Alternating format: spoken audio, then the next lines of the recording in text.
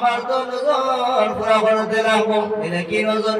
ইয়া রাসূলুল্লাহ, আমি নজর মানলাম আমার যদি কাজটা পুরা হয়ে যায় বেহেশতের উপর চৌকাঠ এবং নিচের চৌকাঠের মধ্যে চুমা খাইতাম। ইয়া রাসূলুল্লাহ, আমার এখন এই নজরটা পুরা হয়ে গেছে, আমি বেহেশতের উপর চৌকাঠ নিচের চৌকাঠের মধ্যে কিরকম ভাবে চুমা খাইতাম। রাসূলুল্লাহ ফরমানো, আমার সাহাবী জানা রাখো, তোমার কদমের মধ্যে চুমা খাইলাম বেহেশতের চৌকাঠের মধ্যে চুমা হয়। জীবে জীবে বলো সুবহানাল্লাহ।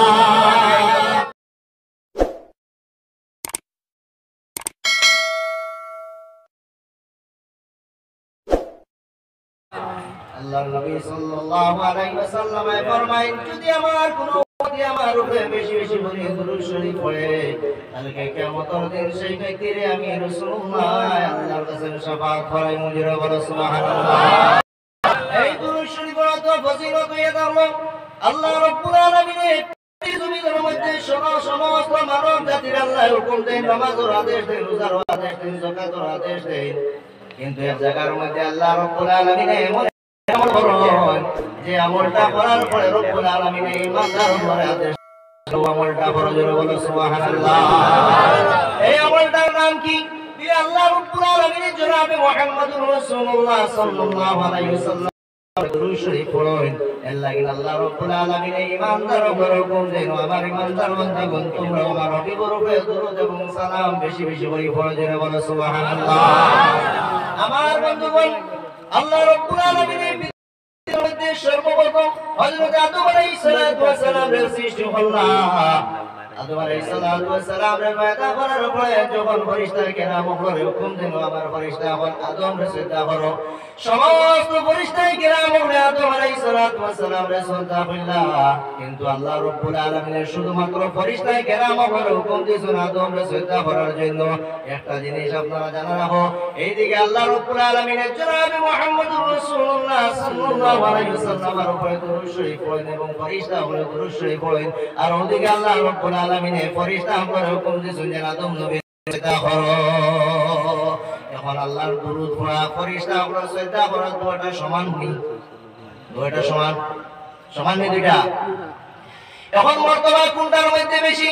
যে কামর মধ্যে আল্লাহ শরীক আসলো ও কামর মর্তবা বেশি, নিরাতে কামর মধ্যে ফেরেশতা আসলো ও কামর মর্তবা বেশি। কোনটার সম্মান বেশি? যে কাজের মধ্যে আল্লাহ রাব্বুল আলামিন শরীক ও কাজের সব থেকে বেশি ইজ্জত এবং সম্মান হইয়া তাহলে জোরে বলো সুবহানাল্লাহ। সুবহানাল্লাহ। শুধুমাত্র ফেরেশতাকে কেরাম হুকুম দেন আদমকে সিজদা করো, কিন্তু এই সিজদার মধ্যে আল্লাহর যা শরীক না। আর আল্লাহ রাব্বুল আলামিনের জনাবে মুহাম্মদুর রাসূলুল্লাহ সাল্লাল্লাহু আলাইহি ওয়াসাল্লামের উপরে দরুদ শরীফ পড়েন, ফেরেশতা উপরে দরুদ শরীফ পড়েন। আল্লাহর উপরে দরুদ শরীফ পড়িতে আল্লাহর জাত শরীক, কিন্তু আদমকে সিজদা আল্লাহর জাত শরীক না। জোরে বলো সুবহানাল্লাহ। এর লাগি এই দরুদ শরীফের বেশি ফজিলত হযরত আলী রাদিয়াল্লাহু তাআলা আনহু ফরমায়, সব ব্যক্তি যে ব্যক্তির সম্মুখে আমার নবী দুই জাহানের বাদশা রহমাতুল লিল আলামিনের জিকির আজকার করার প্রশংসা করা হয়, আর আমার নবীর নাম গুনা শুনিয়া নবীর প্রশংসা করিয়া যখন এই ব্যক্তি আল্লাহর নবীর উপরে দরুদ শরীফ পড়িবে, এই ব্যক্তির নাম কঞ্জুস আর ফকির এই পৃথিবীর জমিনের মধ্যে আর কেউ হইতে পারে না। এর লাগি এই দরুদ শরীফ জনাব রাসূলুল্লাহ সাল্লাল্লাহু আলাইহি ওয়াসাল্লাম ফরমায়, এই পৃথিবীর জমিনের মধ্যে পুরো ফেরেশতায়ে কেরাম আছেন, এরার কাজ হইয়া থাকে শুধুমাত্র আল্লাহর নবীর উপরে যখন কোনো উম্মতি হলে দরুদ শরীফ পড়ে, ও দরুদ শরীফ রাসূলুল্লাহর খিদমতের মধ্যে নিয়ে পৌঁছায়া দেন। জোরে বলো সুবহানাল্লাহ। হযরত হাসান বসরি রাহমাতুল্লাহি তাআলা আলাইহি একজন সাহাবী, হযরত হাসান বসরি রাহমাতুল্লাহি তাআলা আলাইহি একজন আল্লাহর ওলি, হযরত হাসান বসরি রাহমাতুল্লাহি তাআলা আলাইহি একজন তাবী হইয়া তাহলা। হযরত হাসান বসরি রাহমাতুল্লাহি তাআলা আলাইহি খিদমতের মধ্যে একজন মহিলা, ও মহিলা হাসান বসরির খিদমতের মধ্যে রাসূল হাসান বসরি আমার একজন যুবতী মেয়ের ইন্তেকাল হয়ে গেছে গিয়া, যুবতী মেয়ের ইন্তেকাল হয়ে গেছে গিয়া, আপনি আমার কোনো দোয়া শিখাইয়া দেন, কোন আমল গুলা শিখাইয়া দেন, যে দোয়া করলে আমার মেয়েটারে আমি খবর মধ্যে দেখতে পাই। হযরত হাসান বসরি রাহমাতুল্লাহি তাআলা আলাইহি একটা দোয়া শিখাইয়া দিলেন। হযরত হাসান বসরি রাহমাতুল্লাহি তাআলা আলাইহির কাছ থেকে যখন এই মহিলা যায়, হযরত হাসান বসরি রাহমাতুল্লাহি তাআলা আলাইহি ফরমায়, মা তুমি রাতে বেশি বেশি করে নামাজ পড়িও, আর নামাজ পড়িয়া যখন বিছানার মধ্যে যাইবা তোমার মেয়ের দিকে লক্ষ্য করিও যে আল্লাহ রাব্বুল আলামিনে তোমার মেয়েটারে খাবারের মধ্যে দেখাইতা। হযরত হাসান বসরি রাহমাতুল্লাহি তাআলা আলাইহি দরবারের মধ্যে থেকে মহিলা ঘরের দিকে রওনা দেন। আল্লাহর বান্দী যখন রাতে তাহাজ্জুদের নামাজ পড়ে, নফল নামাজগুলো পড়িয়া যখন বিছানার মধ্যে গেলা, বিছানার মধ্যে গিয়া যখন শুইলা, শোয়ার পরে গভীর রাত খাবারের মধ্যে দেখুন এই মহিলা তার যুবতী দুজোহর আগুনের মধ্যে জ্বলিতেছে। এই মেয়েটার জিসিমের মধ্যে জাহান্নামী পোশাক গুলা লাগাই, হাতের মধ্যে জিঞ্জির লাগাই, গলার মধ্যে বেড়ি গুলা লাগাই। আয়রে আমার মনের মধ্যে কষ্ট সঙ্গে লাগিয়া গেল। হযরত হাসান বসরির কাছ থেকে এই মহিলা দোয়া দেওয়ার পরে দেখা যায় এই মহিলা তার মেয়েটারে দুজোহর আগুনের মধ্যে দেখলা। এই মেয়েটার জিসিমের মধ্যে জাহান্নামী পোশাক গুলা লাগাই, হাতের মধ্যে জিঞ্জির আল্লাহর বন্ধু বড় পরিশানির মধ্যে পড়লা। যদি আমি হাসান বসরির দরবারের মধ্যে যাইতাম না তাইলে ভালো হইতো। আছি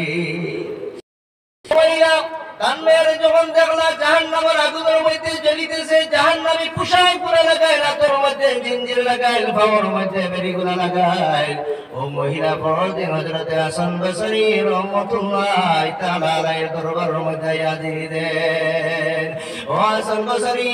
আমার মেয়ে আমি খাবারের মধ্যে দেখলাম আমার মেয়েটার জিসিমের মধ্যে জাহান্নামী পোশাক গুলা লাগায়, রাতের মধ্যে জিঞ্জির লাগাই, পাওয়ার মধ্যে বেড়িগুলা লাগাই, আমার মেয়েটা জাহান্নামের আগুনের মধ্যে জ্বলিতেছে। হযরত হাসান বসরি রাহমাতুল্লাহি তাআলা আলাইহি বড় তাজ্জুবের মধ্যে পড়লেন, রে হায় যদি এই মহিলা আমার দরবারের মধ্যে হাজির দিত না তাইলে ভালো হইতো। আছি হযরত হাসান বসরি তাজ্জুবের মধ্যে পড়লেন, রে হায় মাবুদ গো, এই মহিলারে যদি আমি দোয়া শিখাইয়া দিতাম না তাইলে আমার জন্য ভালো হইতো। আছিল এখন দেখা যায় এই মহিলার অন্তরের মধ্যে আপনার কলিজার মধ্যে আগুন লাগে, দম দম করে। এই মহিলা পরিশান হয়ে গেল। এই পৃথিবীর জমিনের মধ্যে কোনো মা বাবা চাই না যে নিজের আওলাদ তখন দুজোহর মধ্যে জ্বলিতা কেউ চাইব। হযরত হাসান বসরির কাছ থেকে মহিলা যখন দোয়া দিলা, দেখা যায় মহিলা বড় পরিশানির মধ্যে পড়লা। হযরত হাসান বসরির দরবারের মধ্যে এই কথাগুলা পেশ করলা। হাসান বসরি বড় তাজ্জুবের মধ্যে পড়লেন, যদি এই মহিলার আমি দোয়া শিখাইয়া দিতাম না তাইলে ভালো হইতো। আছি হযরত হাসান বসরি রাহমাতুল্লাহি তাআলা আলাইহি আল্লাহর নেক ওলি রাতে আপনার ইবাদত করতা, তাহাজ্জুদের নামাজ পড়িতা, তাসবিহ তাহলিল জিকির আজকার করিয়া কাটাইতা। হযরত হাসান বসরি বড় অবাক হইলা, তাজ্জুবের মধ্যে মনে মনে চিন্তা করেন এই মহিলা যদি আমার দরবারের মধ্যে আইতা না তাইলে ভালো হইতো। আছি হযরত হাসান বসরি রাহমাতুল্লাহি তাআলা আলাইহি একদিন রাতে ইবাদত করিয়া, তাহাজ্জুদের নামাজ পড়িয়া, নফলগুলা পড়িয়া, ইবাদত গুজার করিয়া রাতে যখন বিছানার মধ্যে গেলা, হযরত হাসান বসরি রাহমাতুল্লাহি তাআলা আলাইহি বিছানার মধ্যে যাওয়ার পরে যখন খাবার মধ্যে পড়েন, হযরত হাসান বসরি রাহমাতুল্লাহি তাআলা আলাইহি খাবার মধ্যে বেহেশত রাস্তা দিয়ে আপনার তোর চলাফেরা করতে জুড়ে বলো সুবহানাল্লাহ। হযরত হাসান বসরি রাহমাতুল্লাহি তাআলা আলাইহি আমার মধ্যে দেখলা বেহেশতের রাস্তা দিয়া তশরিফ লইয়া যাইতরা, আর সম্মুখে দিয়ে ও যুবতী মহিমে, ও যুবতী মেয়ে যে মেয়েটার মা হাসান বসরির কাছে দোয়া দোয়া নিসলা, ও যুবতী মেয়ে। হযরত হাসান বসরি রাহমাতুল্লাহি তাআলা আলাইহি এই মেয়েটার সম্মুখে দিয়ে যখন তশরিফ লইয়া গেলা, ও মেয়েটা জিজ্ঞাসা করে আপনি আমারে চিনো বিলে না? আমি আপনারে চিনি না, আপনাকে বিলে আমার আপনার খেদমতের মধ্যে আমার মা যখন আইসলা, আমার মা দোয়া দেওয়ার জন্য আইসলা, আমার খাবার মধ্যে দেখার লাগে। হযরত হাসান বসরি রাহমাতুল্লাহি তাআলা আলাইহি অবাক হয়ে গেলা, তাজ্জুবের মধ্যে পড়িয়া কয়, ও মা তোমার মা তো আমার কাছে ঘোষণা করছেন জাহান্নামের মধ্যে তোমার জিসিমের মধ্যে জাহান্নামী পোশাক গুলা লাগাই, হাতের মধ্যে জিঞ্জির লাগাই, পাওয়ার মধ্যে জাহান্নামী বেড়ি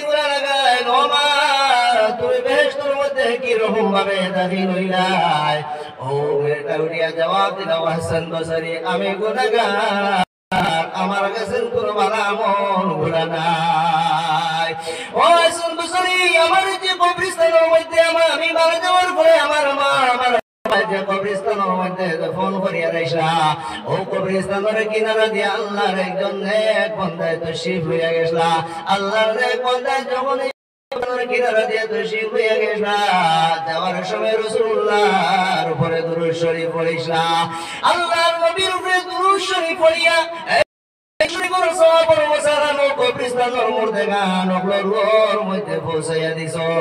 আর এই নেক বান্দার দুরূদ শরীফের বদৌলতে আল্লাহ রাব্বুল আলামিন 500 কবরের আযাবের মাফ করিয়া দিলেন জোরে বলো সুবহানাল্লাহ সুবহানাল্লাহ আল্লাহর নবীর উপরে দুরূদ শরীফ পড়ার কারণে আল্লাহ রাব্বুল আলামিন 500 কবরের আযাবের মাফ করিয়া দিলেন আমরা ও নবীর উপরে দুরূদ শরীফ পড়ি আমরা কবরের মধ্যে যাইতে চাই কিনা এই নবীর দুরূদ শরীফের মধ্যে ফজিলত আছে না নাই দুরূদ শরীফ পড়লে ফায়দা পাওয়া যায় না এই দুরূদ শরীফের অর্থ ফজিলত যে দুরূদ শরীফের ফজিলত আল্লাহ রাব্বুল আলামিন কোরআনে আপনার বয়ান করিয়া দিলেন আমার বন্ধুগণ মেগাই জানেন আপনারা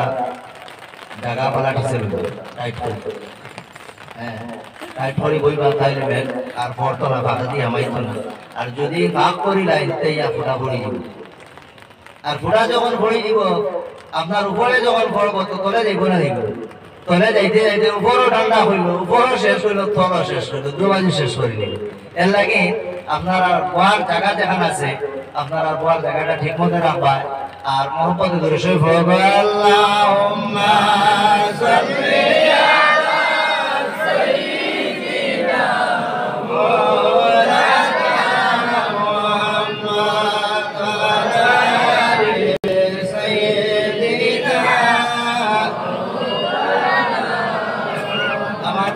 আমি আপনার সম্মুখে আয়াত পড়িলাম আল্লাহ রাব্বুল আলামিন রব্বি রাহমহুমা কামা রাব্বায়ানি সগীরা এই আয়াত পড়তে মানুষ শরীয়ত আছে না নাই পড়তে মানুষ শরীয়ত আছে না নাই উলামা আমরা মেসা বলে দোয়া করেন দাওয়াত খাওয়ার পরে দোয়া করেন না নি দোয়া করার সময় দোয়া করেন রব্বি রাহমহুমা কামা রাব্বায়ানি সগীরা এই দোয়াটার অর্থ কি আল্লাহ এই দোয়ার অর্থ আমরা আল্লাহর কাছে দোয়া করি আল্লাহ আমার মা এবং আমার বাবা আমার ছোটবেলার মধ্যে লালন পালন হইছা রব্বুল আলামিন আমার বাবারে তোমার রহমতের পুরোর মধ্যে জায়গা দান করিয়া দেও জোরে বলো সুবহানাল্লাহ এই পৃথিবীর জমিনের মধ্যে একটা জাত আছে এক ব্যক্তি আছেন শুধুমাত্র বিনা স্বার্থে মহব্বত করেন পৃথিবীর জমিনের মধ্যে পড়তে মহব্বতের পিছে একটা আপনার স্বার্থ থাকে একটা কারণগুলা থাকে কিন্তু মা এবং বাবা এমন এক নিয়ামত এর মহব্বতের মধ্যে ভালোবাসার মধ্যে কোনো ধরনের স্বার্থ থাকে না থাকে মা বাবার মহব্বতের মধ্যে স্বার্থ আছে নাই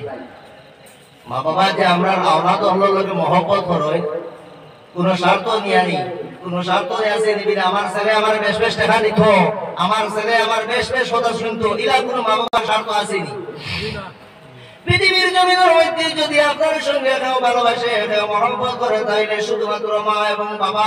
মা বাবার যে মহব্বত যেটা ভালোবাসা যেটা বিনা স্বার্থ মা বাবার ভালোবাসার মধ্যে কোনো ধরনের স্বার্থ নাই এর লাগে মা শব্দ ব্যবহার করতে সর্বপ্রথম মা আপনার উচ্চারণ হয়নি না মা দিয়ে যত শব্দগুলো আছে তত শব্দের লগে পৃথিবীর মুসলমান মায়া মহব্বত বেশি বেশি আছে মা দিয়ে আপনার মক্কা লগে মানুষের ভালোবাসা আছে নাই মক্কা মা দিয়া মদিনা এই মদিনা শরীফের লগে মানুষের ভালোবাসা আছে না মদিনার মধ্যে যাওয়ার লাগে মানুষের অন্তরে তরবে মানুষের কলিজা কান্দিতে থাকে মদিনার মধ্যে যাওয়ার লাগে এই মা শব্দ দিয়া যেত শব্দ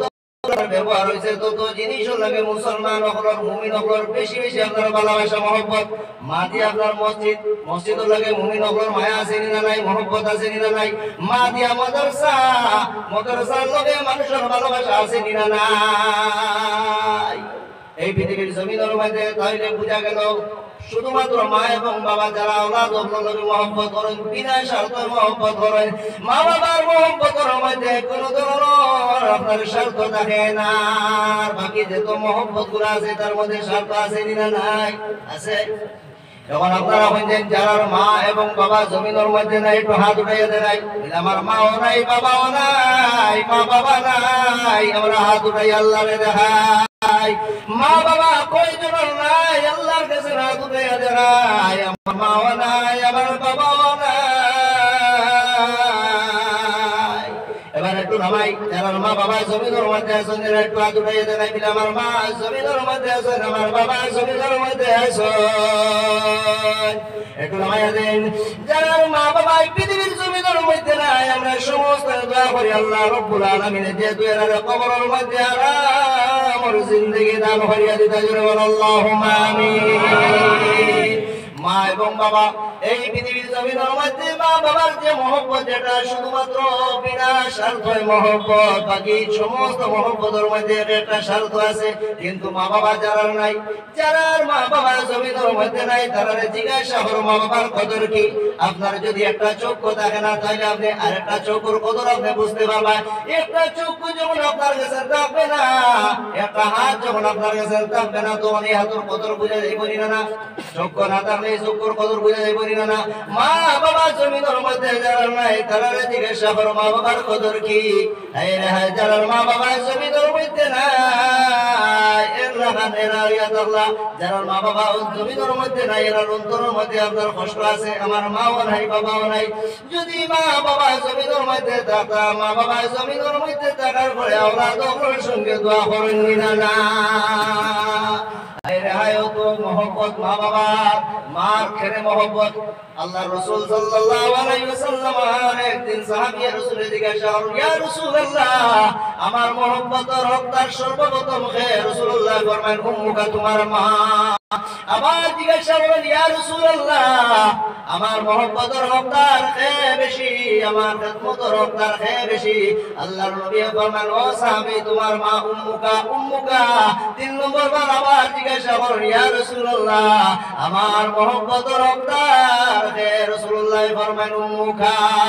একবার না দুইবার না তিনবার রাসূলুল্লাহ ফরমায়েন উম্মুকা তোমার মার সঙ্গে তুমি মহব্বত করো তোমার মার বেশি বেশি করিয়া খিদমত করো জোরে বলো সুবহানাল্লাহ চার নম্বর বার যখন জিজ্ঞাসা করলেন ইয়া রাসূলুল্লাহ মার পরে আমি কার সঙ্গে খিদমত করতাম কার সঙ্গে মহব্বত করতাম রাসূলুল্লাহ ফরমায়েন আবুকা চার নম্বর রাসূলুল্লাহ ফরমাইছেন তোমার বাবার সঙ্গে মহব্বত করো তখন মার মর্তবা বেশি হইল না বাবার মর্তবা বেশি হইল আর বেশি হইল একটু আওয়াজ দিবা আর বেশি হইল মার মহব্বত বেশি হইল আরেকজন সাহাবী রাসূলুল্লাহর খিদমতের মধ্যে হাজির হইল ইয়া রাসূলুল্লাহ নবী গো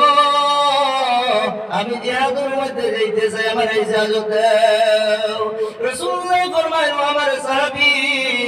তোমার কি মা এবং বাবা জীবিত আছেন এই সাহাবী ফরমান ইয়া রাসূলুল্লাহ আমার মা এবং বাবা জীবিত আছেন রাসূলুল্লাহ ফরমান আমার সাহাবী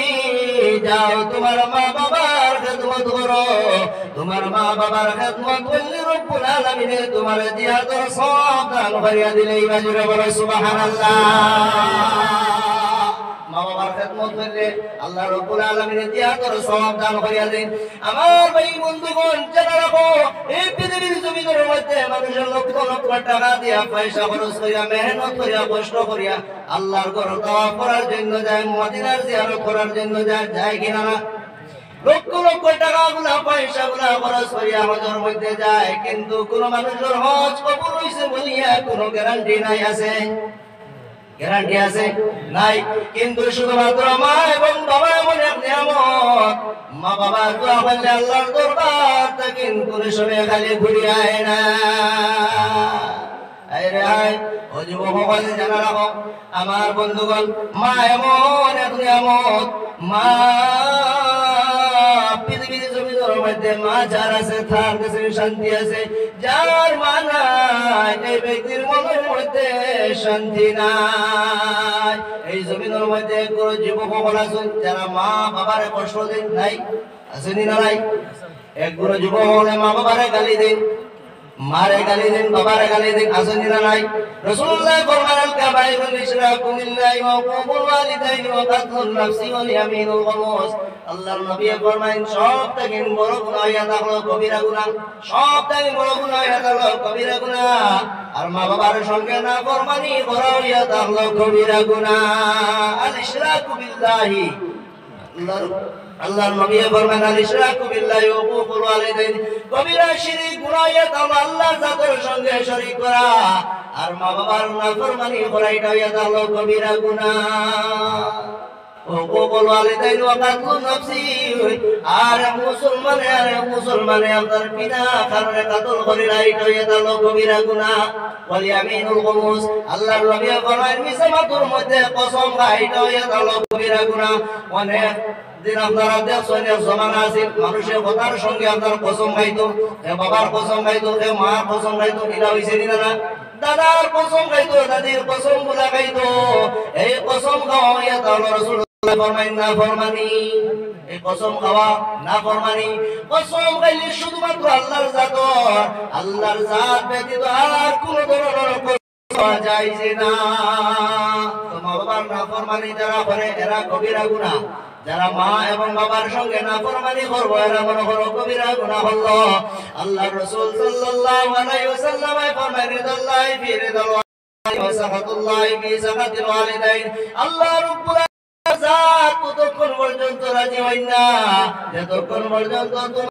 তোমার বাবা ছেলের প্রতি খুশি থাকো না, ততক্ষণ পর্যন্ত আল্লাহর জাত রাজি হয় না।